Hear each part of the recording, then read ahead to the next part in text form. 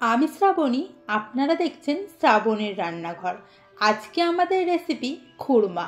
যে কোনো মেলার দোকানগুলোতেই এই খুরমা পাওয়া যায়। তাছাড়া তো মিষ্টির দোকানগুলোতেও এই খুরমা বিক্রি হয়। এটি ছোট থেকে বড় প্রত্যেকেরই খুবই পছন্দের। আর এই খুরমা খুব সহজ পদ্ধতিতে বাড়িতেই আপনারা বানিয়ে ফেলতে পারবেন। এটি বানানোর জন্য প্রথমেই 500 ময়দা নিয়েছি।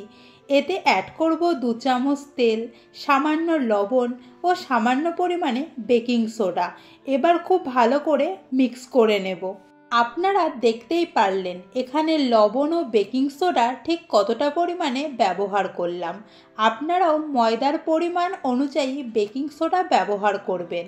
আর এখানে খুব বেশি ময়মের প্রয়োজনও নেই। খুব ভালোভাবে মিক্স করা হয়ে গেছে। এবার অল্প অল্প জল দিয়ে ময়দাটা শক্ত করে মেখে নেব। আপনারা অল্প অল্প করে জল দেবেন আর মাখবেন, তাহলে একদম ঠিকঠাকভাবে ময়দার ডোটা রেডি হবে। রুটি বা পরোটার মতো নরম করে মাখলে হবে না, এর থেকে একটু শক্ত করেই মাখতে হবে। তবে খুব বেশি শক্ত করা যাবে না। ময়দাটা মাখা হয়ে গেছে, তাহলে দেখতেই পারছেন আমি ঠিক কতটা পরিমাণ শক্ত করে ময়দাটা মাখিয়েছি। এবার ময়দার ডোটা 2 খণ্ড করে নেব এবং এগুলো থেকেও 2 খণ্ড করে লেচি কেটে নেব। খুব বেশি বড় করে লেচি কাটছি না, না হলে বেলুন পিঁড়িতে লেচিগুলো বেলা যাবে না। এবার একটি ভিজে কাপড় দিয়ে লেচিগুলো ঢাকা দিয়ে রাখবো। এবার ওখান থেকে একটা করে লেচি নিয়ে বেলে নিচ্ছি। লেচিটা বড় করে বেলে নেব, তবে খুব বেশি পাতলা করব না। ময়দাটা একদম ঠিকঠাক মাখানো হয়েছে বলেই লেচিটা খুব সুন্দরভাবে বেলা হয়ে যাচ্ছে। লেচিটা বেলা হয়ে গেছে, একটি ছুরির সাহায্যে পাতলা পাতলা করে লম্বা করে কেটে নিচ্ছি। এবার পাশ থেকে ছোটগুলো সরিয়ে রাখছি, তাহলে সবগুলো সমান মাপের হবে। এবার বেলুন পিঁড়িটা ঘুরিয়ে সমান 3 ভাগে কেটে নেব। এবার দেখতেই পারছেন খুরমাগুলো কত সুন্দরভাবে কাটা হয়েছে। এগুলো যত পাতলা করে কাটা হবে ততই ভালো খুরমা তৈরি হবে। এটি যেভাবে করলাম ঠিক একই রকমভাবে বাকি 3টি লেচি বেলে সরু সরু করে কেটে নিয়েছি।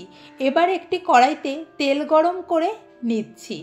এবার কেটে রাখা খুরমাগুলো দিয়ে দেব। এভাবে একসাথেই অনেকটা করে দিয়ে দেবেন। সবগুলো একসাথে এঁটে যাওয়ার কোনো রকম সম্ভাবনা এখানে নেই। কয়েক সেকেন্ড পরে আস্তে আস্তে সব আলাদা হয়ে যেতে শুরু করে দেবে। এটি ভাজতে বেশ কিছুটা সময় লাগবে। প্রথমে গ্যাসের ফ্লেম হাইতে রেখেই খুরমাগুলো দিয়ে দেবেন। তারপর গ্যাসের ফ্লেম মিডিয়াম করে ভাজতে হবে, না হলে ওপর থেকে লাল লাল হয়ে যাবে এবং ভেতরটা কাঁচা থাকবে। যখন দেখবেন এই রকম লাল কালার হয়ে এসেছে, তখন তেল থেকে তুলে একটি পাত্রে রেখে দেব। এবার বাকিগুলোও ভেজে নিচ্ছি। আপনি যদি আমার ভিডিও প্রথম দেখে থাকেন তাহলে অবশ্যই চ্যানেলটি সাবস্ক্রাইব করে পাশে থাকা বেল আইকন প্রেস করে অল করে দেবেন।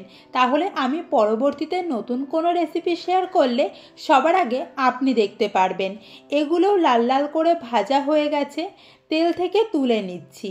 এগুলো এভাবে খেতেও খুব ভালো লাগে। এবার একটি কড়াইতে 1 বাটি জল দিয়ে 150 চিনি দিয়ে দিচ্ছি। আর আমার ঘরে কিছু বাতাসা ছিল, সেগুলো এখানে দিয়ে দিচ্ছি। আমি এখানে বাতাসা দিলাম তাই চিনিটা কম দিয়েছি। আপনারা 300 চিনি এখানে ব্যবহার করবেন, তাহলে মিষ্টিটা একদম ঠিকঠাক হবে। এবার একটি চিনির শিরা বানিয়ে নেব। এই শিরাটা খুবই ঘন বানাতে হবে। এই রকম আঠালো যখন হয়ে আসবে তখন ভেজে রাখা খুরমাগুলো এখানে দিয়ে দেবেন এবং খুব ভালো করে মিক্স করতে হবে। কন্টিনিউ নাড়তে হবে। এভাবে নাড়তে নাড়তে চিনির শিরাটা পুরো শুকিয়ে যাবে। গ্যাসের ফ্লেম লো টু মিডিয়ামে রেখেই করতে হবে।